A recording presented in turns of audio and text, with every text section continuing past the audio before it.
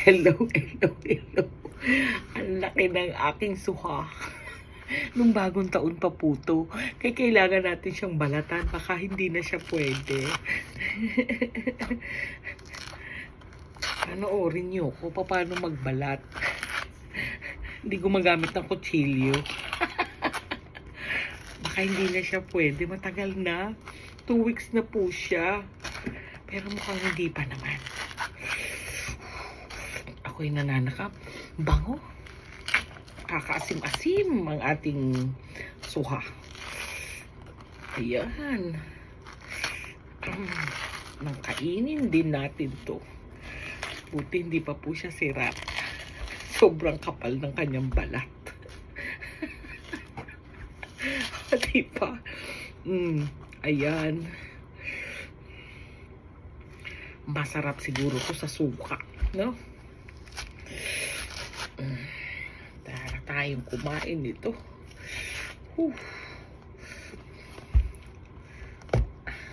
Mahirap lang. Mahirap pala pumuksan to. Ay. Nakakaasim. Yan, malapit-lapit na tayo sa katotohanan. Ay, magkakain tayo ng suka. Masarap to sa alamang, di ba? Alamang, suka, asin. Tikman natin to try natin sa alamang. Ayun, pwede pa. Tayo ay magsusuka dito. O kaya alamang. Pwede din siguro alamang. Try natin yan. Nakakangasim. Ay, tatry ko siya sa alamang. Ayan. Ito ang ating alamang. Simula ng isa. Yung maasim pa o hindi na.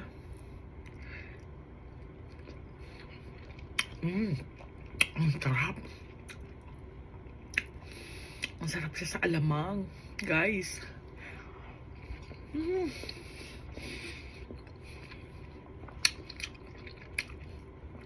Super yummy. Ay, ako na nagsasabi sa inyo. Ang sarap.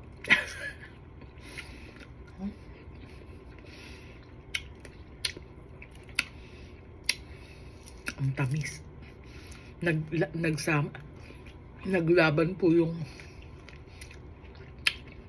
asim niya at saka tamis dahil sa alamang. Ayan o. Sarap. Para tayong kumakain ng mangga.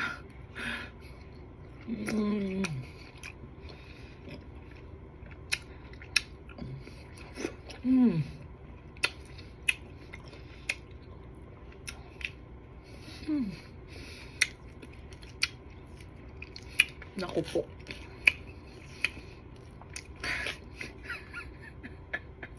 Napakasarap. Sarap pala ng suha sa alamang. Ngayon ko lang na-discover. Sa suka ko po ito kinakain o kaysa asin. Pero this time,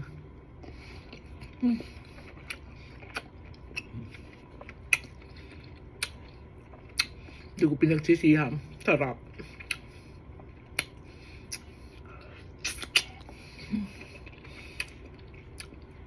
Kasi po yung suha, hindi naman siya ganun kaasim. Hindi din siya ganun katamis. Kaya balance na balance po, parang ka lang kumakain ng mangga. O kaya yung singkamas. Alam niyo yung singkamas? Mahal po ng singkamas dito. Ginto.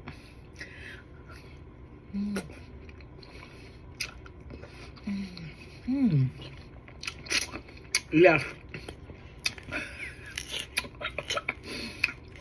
Grabe. Napakain na naman po ako ng pagkadami-dami nito. Ang sarap. Namiss ko po ang mangga, singkamas, ano pa ba masarap dito sa alamang na to. The best. Ayan, no? Mm.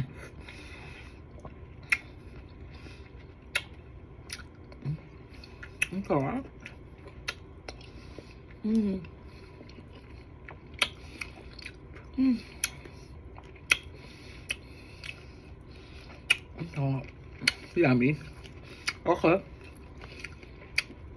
Ako'y naka 1/4. Ang sarap kumain. Ay, dalaw po ang relaxation natin paminsan-minsan. Sa pagod sa trabaho, kailangan tayong at least pamper natin ating sarili. Thank you po for watching. Sana po nagustuhan niyo pa. Share, likes, and comment. And don't forget to follow me for more. Bye, guys!